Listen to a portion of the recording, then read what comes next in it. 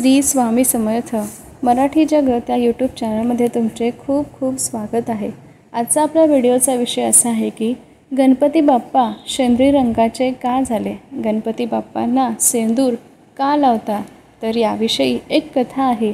ही कथा फार पुरातन आहे, ती आपण आजच्या व्हिडिओमध्ये ऐकणार आहोत। तर व्हिडिओला सुरुवात करूया। तर आपल्या सर्वांचे लाडके म्हणजे गणपती बाप्पा यांच्या अंगाला सेंदूर का लावतात, तर याविषयी एक कथा आहे। ती कथा काही अशी की फार पूर्वी एकदा ब्रह्मदेव सत्यलोकामध्ये निद्रित असता म्हणजे झोपले असता भगवान शंकर त्यांना भेटावयास आले। ब्रह्मदेव तर झोपेत होते, म्हणून शंकरांनी ब्रह्मदेवांना झोपेतून जागे केले। ब्रह्मदेव जागे होताच त्यांनी एक जांभळी दिली, त्याबरोबरच त्यांच्या मुखातून एक सुंदर असा बालक निघून जमिनीवर पडला। भगवान शंकर ब्रह्मदेवांना भेटून थोड्या वेळाने निघून गेले। भगवान शंकर निघून गेल्यावर ब्रह्मदेवाने त्या बालकास उचलून घेतले व ते त्या बालकाकडे पाहून म्हणाले, तू कोण? त्यावर तो बालक म्हणाला, अहो तात, मी आपला जांभईपासून उत्पन्न झालेला तुमचाच पुत्र आहे। मी काय करावे हे आपणच मला आता सांगावे। त्या बालकाचे बोलणे ऐकून ब्रह्मदेवाला आनंद झाला। ते म्हणाले, तू माझा पुत्र आहे, या कारणामुळे मी तुला आशीर्वाद देतो की या त्रिलोकामध्ये तू कोठेही संचार करू शकशील आणि ज्या कोणालाही तू आलिंगन देशील तो तेथे स्मरण पावेल। तुला कोणापासूनही भय नाही। तुझ्या सर्व शरीराचा रंग सेंद्री आहे, म्हणून तू सिंदूर नावाने ओळखला जाशील। ब्रह्मदेवाने वर दिल्यावर सिंदूर ब्रह्मदेवास म्हणाला, तुम्ही मला जो वर दिला तो खरा की खोटा हे पाहण्यासाठी मी तुम्हालाच प्रथम आलिंगन देतो। हे त्या मुलाचे बोलणे ऐकून ब्रह्मदेवास खूप राग आला।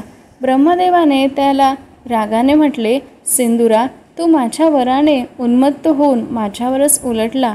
मी तुला श्राप देतो की तू महाभयंकर राक्षस होशील व तुझा मृत्यू श्री गजाननाच्या हातून होईल।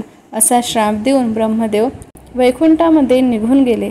ब्रह्मदेव वैकुंठास निघून गेल्यावर सिंदूरही त्यांच्या पाठोपाठ वैकुंठास आला। वैकुंठामध्ये श्रीहरी विष्णू होते। त्यांनी सिंदुराचे भयंकर रूप पाहून आपल्या सिंदुरापुढे काही चालणार नाही हे ओळखून सिंदुरापुढे त्याने शरणागती पत्करली। नंतर ते सिंदुरास म्हणाले, वैकुंठात तुला कोणाचाही त्रास होणार नाही, परंतु सर्व नाश करणारे म्हणजे भगवान भोलेनाथ शंकर हे कैलासात आहे। ते तुझ्याशी युद्ध करण्यास योग्य आहे, तरी तू कैलासात जाऊन युद्ध कर। अशा रीतीने वैकुंठावर आलेले संकट श्रीहरी विष्णूने परस्पर कैलासास पाठविले। वैकुंठावरून सेंदूर कैलासास आला। त्यावेळी शंकर भगवान ध्यानस्थ बसले होते। त्यांच्या शेजारी माता पार्वती बसली होती। तिचे सुंदर रूप पाहून सिंदूर तिच्यावर भाळला व माता पार्वतीला घेऊन पळून जाऊ लागला। सिंदूर पार्वतीला घेऊन पळून जात असताना पार्वतीने गजाननाचा धावा करून प्रार्थना केली। तोच श्रीहरी गजानन ब्राह्मण रूपाने तेथे प्रगट झाले व त्यांनी आपला परशु सिंदुरावर फेकला। तो त्याच्या छातीत आरपार घुसला, परंतु छातीला लागता त्याच्या छातीतून भळाभळा रक्त वाहू लागले व तो जमिनीवर बेशुद्ध पडला। सिंदूर जमिनीवर पडताच गजाननाने त्याच्या तावडीतून पार्वती मातेची सुटका केली। थोड्या वेळाने सिंदूर शुद्धीवर आला। तो कैलासाहून पृथ्वीवर आला आणि तेथूनच तो देवांना खूप त्रास देऊ लागला। सिंदुराच्या या त्रासाने सर्व देव कंटाळले। त्यांनी गजाननाची भक्तिभावाने प्रार्थना करून आराधना केली। देवांची प्रार्थना ऐकून श्रीहरी गजानन प्रसन्न झाले। मग ते देवांना म्हणाले, मी लवकरच पार्वती मातेच्या घरी जन्म घेऊन सिंदुराला ठार मारेन। देवांना दिलेल्या वचनाप्रमाणे लवकरच श्री गजाननाने पार्वती मातेच्या घरी जन्म घेतला। पुढे बाळ गजानन मोठे झाल्यावर आपली आयुधे घेऊन प्रचंड गर्जना करीत सिंदुराकडे आले। नंतर त्यांनी सिंदुरास युद्धाचे आवाहन केले। सिंदूरही युद्धासाठी गजाननासमोर आला। पाहतो तर ही चिमुकली विचित्र मूर्ती। सिंदुराने धावत येऊन श्री गजाननाला आपल्या भाऊपाशात घेऊन कवटाळले। तेवढ्यात गजाननाने विराट रूप धारण केले आणि आपल्या विराट हाताने सिंदुरास मिठीत धरले आणि सिंदुराचा चेंदामेंदा केला। सिंदुराचा चेंदामेंदा केल्यावर गजाननाचे सारे अंग सिंदुराच्या रक्ताने माखले।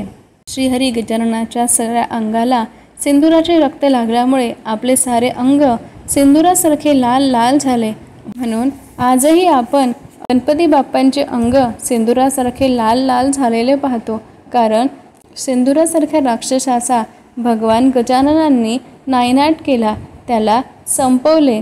पृथ्वीवासियांना, देवतांना त्यापासून मुक्तता दिली आणि त्रासापासून मुक्तता देणारे भगवान म्हणून श्री गणेश यांना ओळखले जाते. आणि म्हणूनच श्री गणेश यांना सिंदूर वाहला जातो, सिंदूर लावला जातो. अशा प्रकारे ही कथा तुम्हाला कशी वाटली ते सांगायला विसरू नका. अशाच नवीन नवीन कथेसाठी आपल्या व्हिडिओला भेट देत राहा. व्हिडिओ आवडल्यास लाईक करायला विसरू नका. धन्यवाद.